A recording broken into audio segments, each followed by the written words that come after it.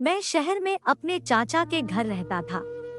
चाचा दुबई में एक बड़ी कंपनी में नौकरी करते थे। चाची जवान और खूबसूरत थी। मैं और चाची घर में अकेले रहते थे। एक दिन जब मैं कॉलेज से वापस आया तो चाची के कमरे का दरवाजा खुला था। जैसे ही मैं अंदर झांका तो मेरी रूह कांप गई, क्योंकि चाची तो कभी कभी इंसान को अपनी आंखों पर यकीन करना मुश्किल हो जाता है, और वह लम्हा मेरे लिए भी ऐसा ही था। जो कुछ मैं देख रहा था उस पर यकीन करना मेरे लिए नामुमकिन था। मैं कैसे मान लेता कि मेरे चाचा की बीवी उनके पीछे ऐसा भी कर सकती है। मैं दरवाजे पर खड़ा था और मुझे लग रहा था कि मेरे कदमों तले जमीन निकल गई है। मेरी चाची को तो इस बात की भनक भी नहीं पड़ी थी कि मैं बेवक्त घर लौट आया हूँ। कॉलेज में अचानक से तबीयत खराब हो जाने की वजह से मैं 11 बजे ही घर वापस आ गया था, मगर मुझे बिल्कुल भी अंदाजा नहीं था कि घर आकर यह मंजर देखने को मिलेगा।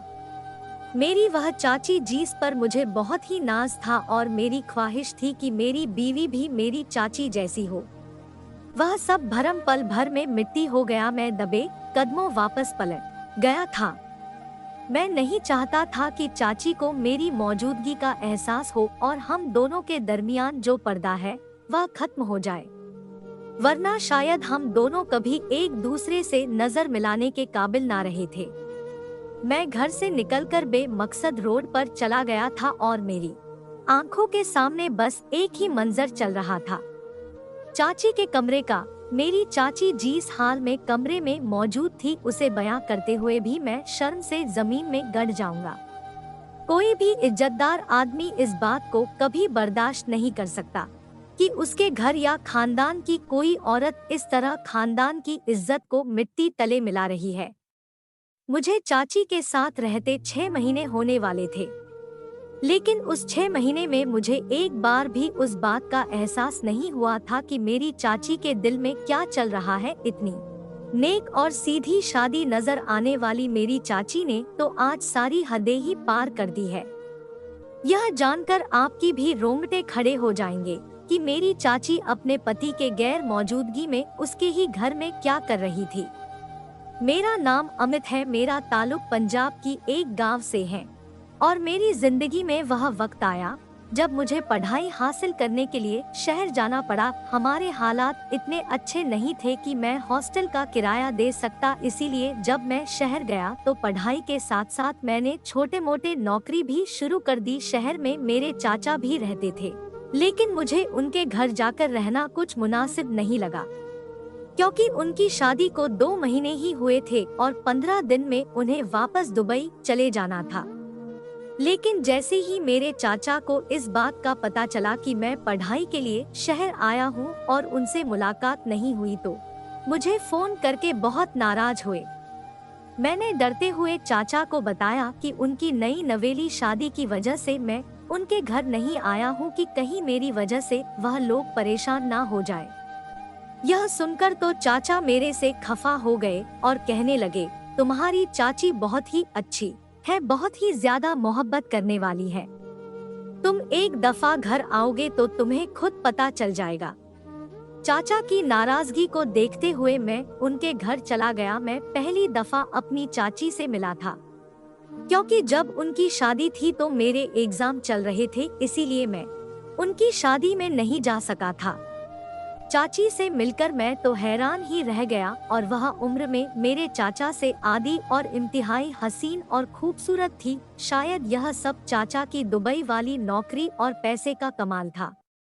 चाची मुझे भी बहुत मोहब्बत से मिली और कहने लगी, अमित यह तो बहुत ही बुरी बात है, जब यहाँ तुम्हारे रिश्तेदार मौजूद है तो तुम इस तरह हॉस्टल की जिंदगी गुजारने की क्या जरूरत है। कल ही अपना सामान उठाओ और हमारे घर शिफ्ट हो जाओ। अभी तुम्हारे चाचा के जाने में 20 दिन बाकी है और तुम्हारे चाचा की जाने के बाद यह घर तुम्हारा ही रहेगा। मुझे भी एक सहारा मिल जाएगा, वरना मैं तो यही सोच सोच कर परेशान थी कि तुम्हारे चाचा के जाने के बाद मैं अकेले किस तरह रहूंगी। यह बात सुनकर मैं उनके अंदाज से बहुत ही ज्यादा खुश हो गया। ऐसा लग ही नहीं रहा था जैसे उनकी और मेरी पहली मुलाकात है। चाचा ने मुझ पर बहुत ज्यादा जोर डाला कि अब मैं हॉस्टल में रहने की बात ना करूं, अगर करूंगा तो वह कभी मेरी शक्ल नहीं देखेंगे। मजबूर होकर अगले दिन ही मैं चाचा के घर शिफ्ट हो गया। इस तरह मुझे पढ़ाई करने के साथ साथ नौकरी की भी जरूरत नहीं थी और मैं अपनी पढ़ाई पर पूरी तवज्जो दे सकता था। लेकिन मुझे क्या मालूम था कि मेरा यह फैसला मेरी जिंदगी का रोग बनने वाला है। 20 दिन झटपट गुजर गए और चाचा के जाने का वक्त आ गया। चाचा एयरपोर्ट पर गए, मेरे गले लगे और कहने लगे कि मैं अपनी बीवी को तुम्हारे हवाले करके जा रहा हूँ। तुम इसका ध्यान रखना और अपनी पढ़ाई भी अच्छे से पूरी करना। मैंने चाचा से वादा कर लिया कि मैं चाची को किसी तरह की कोई तकलीफ नहीं होने दूंगा और घर का और चाची का बहुत ख्याल रखूंगा। चाची भी मेरे साथ एयरपोर्ट पर ही मौजूद थी। चाचा को छोड़कर हम दोनों घर आए तो चाची बहुत उदास नजर आ रही थी। काफी देर तक वह अपने कमरे में बंद रही और रात हुई तो जब कमरे से बाहर निकली तो मुझसे बातें करने लगी और कहने लगी कि पति की जुदाई ने उन्हें बहुत दुख पहुंचाया है। मैंने मुस्कुरा कर कहा, चाची कोई बात नहीं, मैं जानता हूं कि आप बहुत ज्यादा दुखी है। मेरी बात सुनकर चाची कहने लगी कि मेरा नाम सिमन है, तुम मुझे सिमन कहकर पुकार सकते हो, मेरी और तुम्हारी उम्र बिल्कुल बराबर है। मुझे चाची कहते हुए कुछ अच्छा नहीं लगता। चाची की बात सुनकर मैं हंस पड़ा और वह ठीक कह रही थी। उम्र में तो तकरीबन मेरे बराबरी थी, लेकिन मेरा इस तरह उन्हें नाम से पुकाराना कुछ ठीक नहीं लगता था। और फिर जब तक चाचा यहाँ थे मैंने कभी चाची को नाम से नहीं पुकारा था, तो मैं चाचा के जाने के बाद कैसे उनके नाम से पुकार सकता था। लेकिन चाची बार बार कहती कि अमित तुम मुझे सिमन ही कहकर पुकारा करो। चाची के बार बार कहने से मैंने उन्हें सिमन कहकर पुकारना शुरू कर दिया। उनका रवैया मेरे साथ बहुत ही अच्छा था। वह इस तरह मेरा ख्याल रखती कि मुझे किसी चीज की कोई फिक्र ना होती।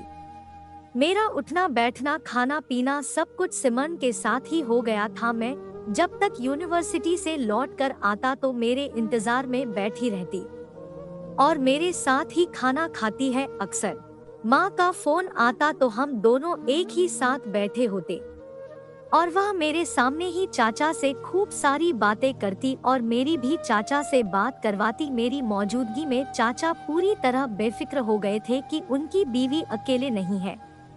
चाची को कहीं भी घूमने जाना हो तो वह मेरे ही साथ जाती, शॉपिंग पर भी मैं ही लेकर जाता। हर गुजरते दिन के साथ हम दोनों एक दूसरे के करीब होते जा रहे थे। चाची का अंदाज इस तरह का मोहब्बत करने वाला था कि मैं कभी कभी हैरान रह जाता। पता नहीं उन्होंने चाचा से किस तरह शादी कर ली थी, जबकि ना ही उनकी उम्र चाचा के बराबर थी और ना ही उनके अंदाज चाचा जैसे थे। देखा जाता तो दोनों एक दूसरे से बहुत ही अलग थे। चाचा को गए हुए पूरा 1 महीना हो गया था। मैं और सिमन एक दूसरे के साथ बहुत अच्छी तरह रह रहे थे। एक दिन मेरे कॉलेज के दोस्त किसी काम से घर आए तो सिमन को देखकर हैरान हो गए। मैंने उन्हें बताया कि यह सिमन मेरी चाची है, तो उन्हें बिल्कुल भी यकीन नहीं आया। फिर जब सिमन उन्हें शरबत पेश करके चली गई तो वह कहने लगे, यार इस कदर हसीन चाची होने के बावजूद तुम्हारा चाचा कैसे दुबई चला गया? इतनी खूबसूरत बीवी को तन्हा छोड़कर कैसे जा सकता है? तुम्हारे चाचा को जरा खौफ नहीं आया? अपने दोस्तों की बात सुनकर मैं उन्हें खामोश रहने का इशारा किया तो वह लोग आहिस्ता आहिस्ता बात करने लगे कि इतनी खूबसूरत लड़की के रहते हुए तो कोई भी उसका आशिक हो सकता है। मेरे दोस्त मेरी चाची पर जैसे आशिक हो गए थे। मैंने उन लोगों की बातों को मजाक में टाल दिया था, लेकिन रात को जब सिमन किचन में चाय बना रही थी तो मैं इत्तेफाक से कमरे से पानी लेने के लिए निकला था। मैं पानी की बोतल लेना भूल गया था और रात के 1 बजे प्यास लगने पर मुझे कमरे से निकलना पड़ा। पहले तो सिमन को किचन में देखकर मैं चौंक गया और फिर उसके बाद उसका लिबास देखकर हैरान हुआ। वह आधी रात को नाइटी में चाय बना रही थी, बिना स्लीपर की नाइटी में। उसकी चांदी जैसी बाजू चमक रही थी और इसके बाल गालों पर झुक रहे थे। यह देखकर मेरा दिल बेकाबू हो गया था। मैं भी 22 साल का एक जवान लड़का था जिसके दिल में जज्बात का एक समुंदर मौजूद था। मेरी नजर बार बार बहक रही थी। सिमन को मेरी मौजूदगी का एहसास हुआ तो उसने पलटकर मेरी तरफ देखा और मुस्कुरा कर कहने लगी, क्या बात है अमित, अभी तक जाग रहे हो? मैंने फौरन ही अपनी नजर झुका ली। मुझ में इतनी हिम्मत नहीं थी कि मैं उनका यह कयामत वाला रूप देख सकूं। मैंने सिमन से कहा कि रात आपने मेरे कमरे में पानी की बोतल नहीं रखी थी और मेरा भी ध्यान नहीं आया, इसीलिए पानी पीने के लिए आया हूँ। मेरी बात सुनकर सिमन ने कहा कि शायद तुम्हें ख्याल नहीं आया है। अचानक ही मेरे करीब आई तो मेरे होश उड़ गए। उसके पास से परफ्यूम की खुशबू आ रही थी। समझ नहीं आया कि वह मेरे इतने करीब क्यों आ रही है। और फिर सिमन ने मेरे हाथ से खाली पानी की बोतल ली और पानी भर के मेरे हवाले कर दी। उसकी यह हालत देखकर मेरे होश खोने लगे थे, इसीलिए मैं जल्दी से कमरे में आकर दरवाजा बंद कर लिया। अगर मैं थोड़ी देर और उसके पास होता तो शायद कोई गलती कर बैठता। यह सोचकर मेरा दिल कांप रहा था कि मेरी कहीं बदली नजरों का सिमन को तो महसूस नहीं हुआ होगा। अगर उसे कोई भी ऐसी बात पता चली तो मैं हमेशा के लिए उसकी नजरों में गिर जाऊंगा। मुझे बार बार यह ख्याल सता रहा था कि सिमन मेरी चाची है और उसके लिए मेरे ऐसे बात बिल्कुल भी ठीक नहीं है। मेरे अंदर एक जंग छिड़ गई थी। कभी मुझे चाचा का ख्याल आता तो कभी सिमन का वजूद मेरी आंखों के सामने लहराता है। मेरे इम्तिहान आहिस्ता आहिस्ता करीब आ रहे थे और मैं खुद को सिमन से दूर रखकर पढ़ाई में ध्यान दे रहा था। उस रात के बाद मैं खुद को सिमन से बहुत ज्यादा दूर कर लिया था। मेरे दोस्त अक्सर ही पढ़ने के लिए मेरे पास आने लगे थे। सिमन भी आकर हमारे साथ ही बैठ जाती है और बहुत बातें करती। बेचारी भी तन्हाई का शिकार थी। कभी कभी तो मुझे चाचा पर गुस्सा आता है कि उन्होंने सिमन को अपने साथ ले जाना चाहिए था या फिर वह खुद ही हमेशा के लिए वापस आ जाते। अपनी बीवी को तन्हा छोड़कर जाना कहाँ की अच्छी बात है, लेकिन चाचा को अपनी दुबई की नौकरी बहुत ज्यादा जरूरी थी।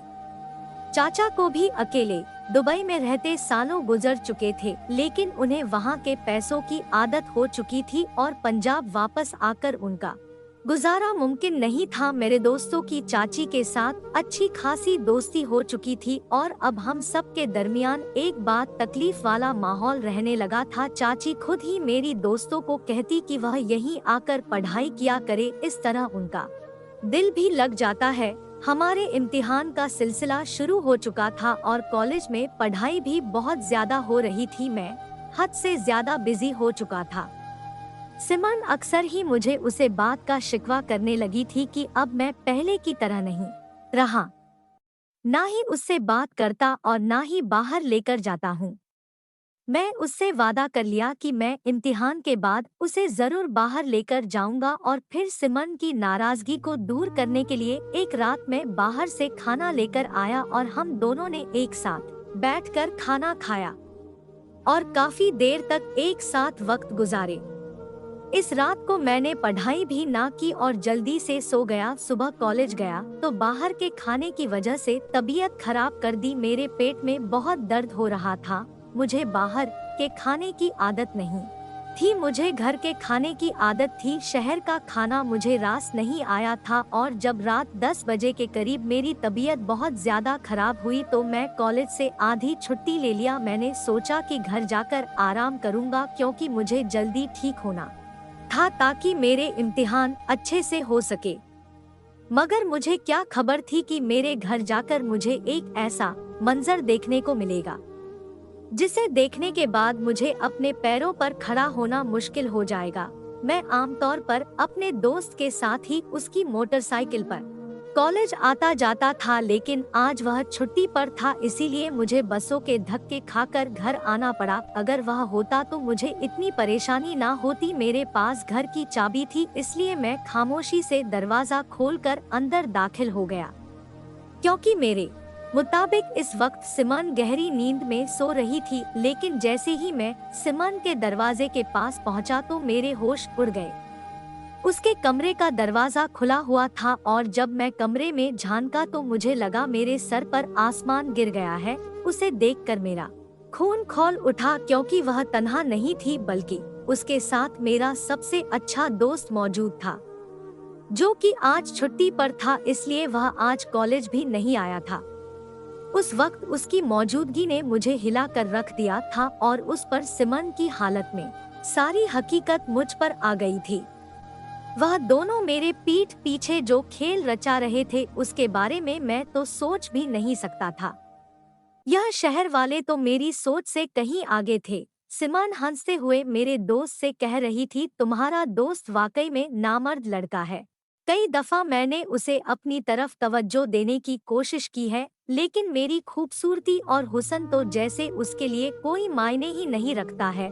और फिर हर गुजरते दिन के साथ मुझे उस बात का यकीन हो गया कि वह नामर्द है। जैसे मैं पूरी तरह तन्हाई में रहती थी, लेकिन उसने मेरी तरफ नजर उठाकर देखा भी नहीं था। तो मेरा दोस्त हंसकर कहने लगा, कोई बात नहीं सिमन, तुम्हें मैं मिल गया हूँ तो मेरे साथ खुश रहो, मैं तुम्हें मुकम्मल करता।